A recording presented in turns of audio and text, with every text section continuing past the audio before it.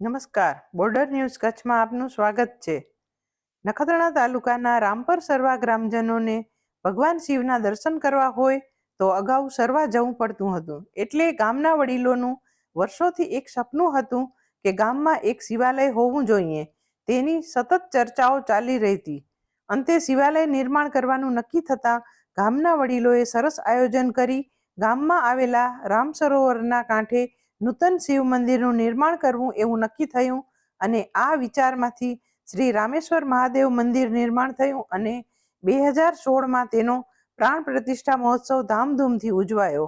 હાલમાં આ શિવ મંદિરની પૂજા બાવાજી મંગલગીરીજી કરી રહ્યા છે.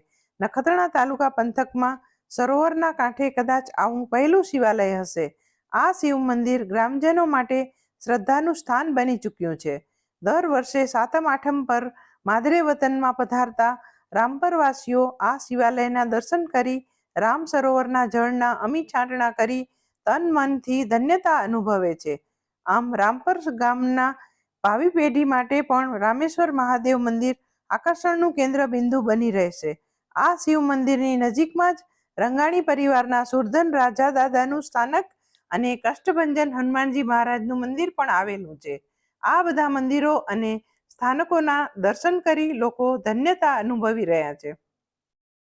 આ વિડીયો લાઈક કરવા અને શેર કરવા વિનંતી છે. જો તમે હજુ સુધી આ ચેનલ સબસ્ક્રાઇબ ન કરી હોય તો આ ચેનલને સબસ્ક્રાઇબ કરી બેલ આઇકોન દબાવવા વિનંતી છે. હવે ઉતરેલો પવન આટલી વાર ચાલુ નતું.